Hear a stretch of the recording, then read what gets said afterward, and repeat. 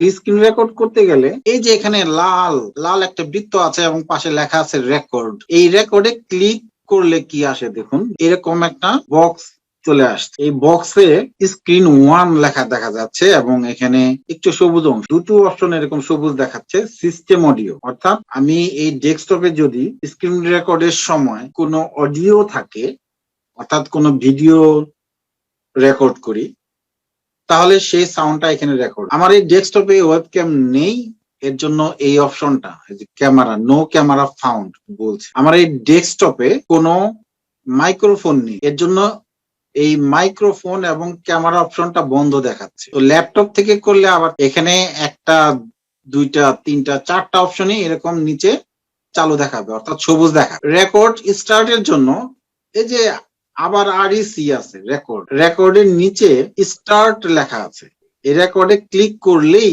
Recording শুরু হয়েছে। তাহলে এখানে এই স্টার্টে বা এই রেকর্ডে এখানে একটা ক্লিক করি, 3, 2, 1, তারপরে স্ক্রিন রেকর্ড শুরু হবে। এখন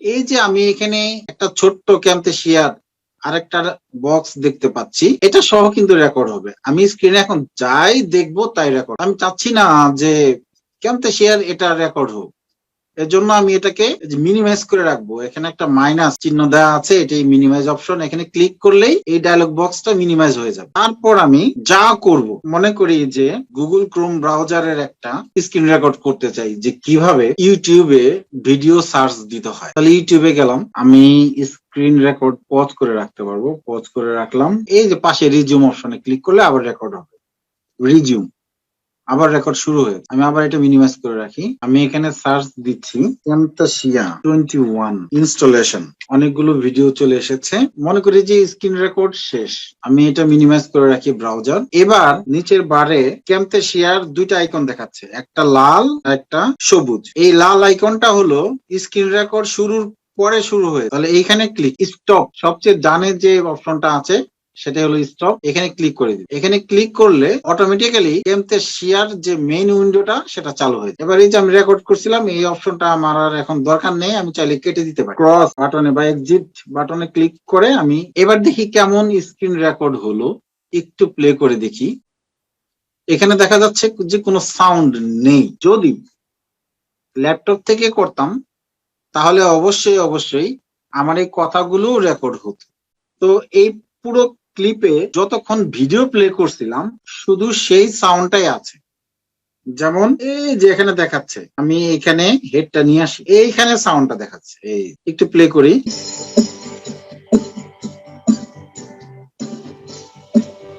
ল্যাপটপ থেকে করলে ল্যাপটপে যেহেতু মাইক্রোফোন থাকে, ক্যামেরা থাকে, এই সমস্যাটা হবে না। ডেস্কটপ থেকেও করা যায়, আমি অডিও জ্যাকটা যদি লাগাইতাম তাহলে আমার কথাগুলো রেকর্ড হতো। যাই হোক, এবার আমি যেটা দেখাতে চাই যে এই যে স্ক্রিন রেকর্ড করলাম, এখন স্ক্রিন রেকর্ডে এই যে কার্সরটা খুব ছোট দেখাচ্ছে। এত ছোট কার্সর যদি দেখায় তাহলে যারা দেখবে তাদের দেখতে ভালো লাগবে না। এই কার্সরটাকে বড় করা যায় ক্যামটেশিয়ার, যা অন্য কোনো ভিডিও এডিটিং সফটওয়্যারে আমার বিশ্বাস নেই। এর জন্য টিউটোরিয়াল তৈরির জন্য ক্যামটেশিয়াটা বেস্ট। এবার এই কার্সরটা বড় দেখানোর জন্য আমার এই যে কার্সর ইফেক্ট নামে বাম দিকে একটা অপশনই আছে, তাহলে কার্সর ইফেক্টে ক্লিক করব। কার্সর ইফেক্টে ক্লিক করার পরে এখান থেকে যেমন কার্সর ইফেক্ট চাই, এখানে 4 ধরনের ইফেক্ট দেওয়া আছে, যে কোনো একটা।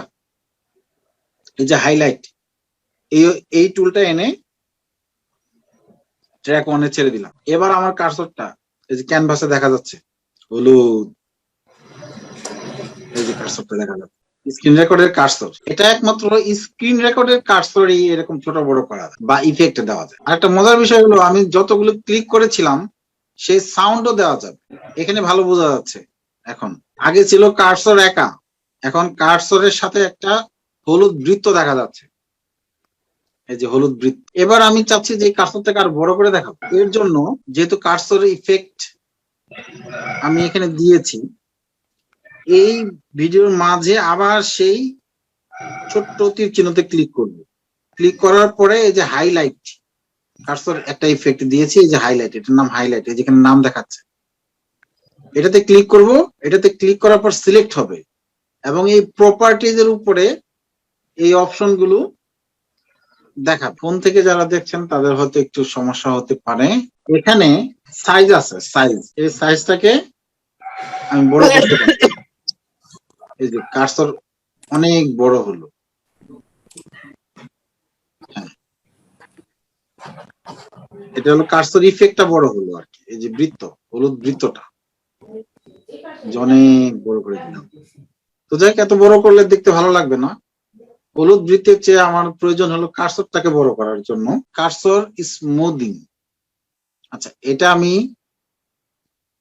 এই ইফেক্টটা দিলাম। এই যেখানে কার্সর ডান পাশে প্রপার্টিজ এর উপরে, এই যে এবার যদি এটা বড় করি, এই যে কার্সর বড় হচ্ছে, এই যে কার্সর বড় হচ্ছে।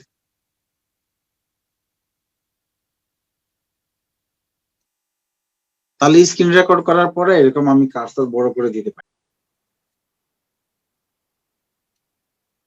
আবার যেখানে যেখানে ক্লিক করেছিলাম সেই ক্লিক অপশনটাকেও আমি চাইলে সাউন্ড ইফেক্ট দিতে পারি, এবং ক্লিক করলে এখানে ইফেক্ট দেখাবে।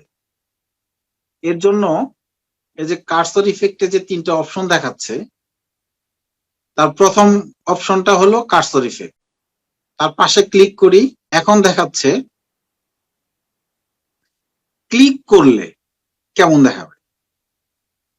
আমি আগে সাউন্ড ইফেক্টটা দিয়ে দিই, যেখানে যেখানে ক্লিক করবো সেখানে সেখানে সাউন্ড, ক্লিকের সাউন্ডটা চলে আসবে। এবার আমি রিংস ক্লিক করলে এই লাল হবে, এই ইফেক্টটাও এখানে দিয়ে দিলাম। এবার প্লে করে দেখি কেমন দেখাচ্ছে।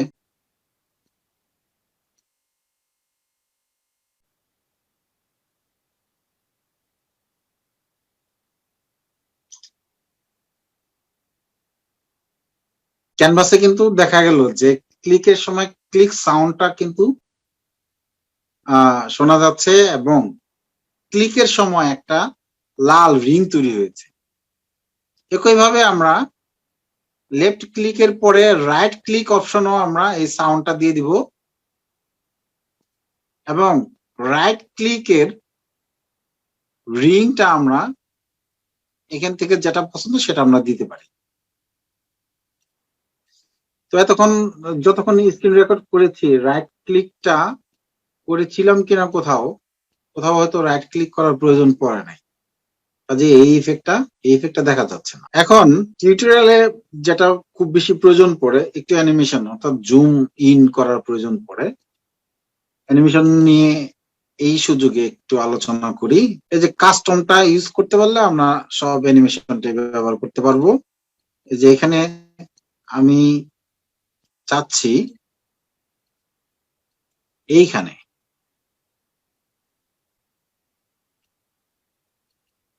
এই অংশটাকে বড় করে দেখানোর জন্য, তাহলে আমি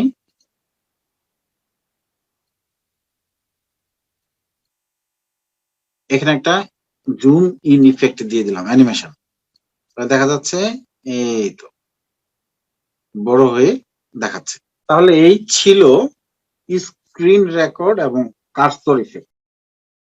ডিয়ার অনারেবল ভিউয়ার, ভিডিও ভালো লাগলে লাইক দিবেন, পরামর্শ বা প্রশ্ন থাকলে কমেন্টস করুন। আপনি যদি চ্যানেলটি সাবস্ক্রাইব না করে থাকেন তাহলে এখনই সাবস্ক্রাইব করার জন্য অনুরোধ করছি, এবং পাশে থাকা বেল আইকনে ক্লিক করে অল সিলেক্ট করুন, তাহলে পরবর্তী ভিডিওগুলোর নোটিফিকেশন আপনি পেয়ে যাবেন।